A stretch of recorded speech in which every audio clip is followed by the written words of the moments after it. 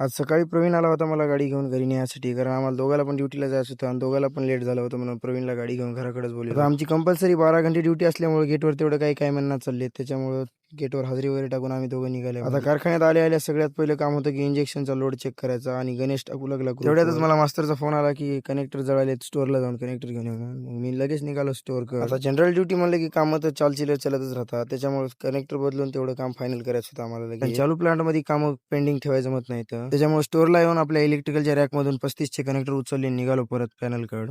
तर मी जोपर्यंत मास्तरनं कुठून कनेक्टर आणून टाकले की मी जोपर्यंत मास्तरनं काम फायनल करून टाकून इथं जेवढं सामान होतं टेस्ट लॅम्प वगैरे उचलून मी आलो डीसीएस रूम कड. कारण गेल्या वर्षी टर्बाईन मॅन्युअल होतं, यावर्षी 14 मेगावॅट टर्बाईन झालंय आणि ते पण डीसीएस ऑटोमेशन पूर्ण. बाहेर येऊन बघलो तर काय बॉयलर मधून राख काढणं चालू होतं. इकडे हे आहे आमचं 14 मेगावॅट टर्बाईन बघून पॅनल कड बघू लागलो तर मास्तर वगैरे लोड वगैरे चेक करून चालू होतं मास्तरचं ते. आता मास्तर सोबत ते थोडा वेळ थांबा म्हणलं तर तेवढ्यात आपल्याला आडकिने सरचा फोन आला की इंटरनेटचं केबल तुटलंय केनियाडला. लगेच प्रवीणला सोबत घेतलो मी आलो केनियाडला येऊन सगळ्यात पहिले तर केबल वगैरे टाकून घेतले इंटरनेट. फक्त आपल्याला इंटरनेटचं केबल तेवढं टाकून द्यायचं होतं. जॉईंट मारायला खाली सरते होते, सरनं वगैरे जॉईंट मारून दिला आणि आम्ही उतरायला लागले. कारण आमच्या हाली एवढी बेकार आहेत की आम्हाला शिडी सुद्धा नशीब नाही, कारण आम्हाला शिडी आणायचा एवढा कटाळा, म्हणून आम्ही झाडाचाच सहारा घेतला.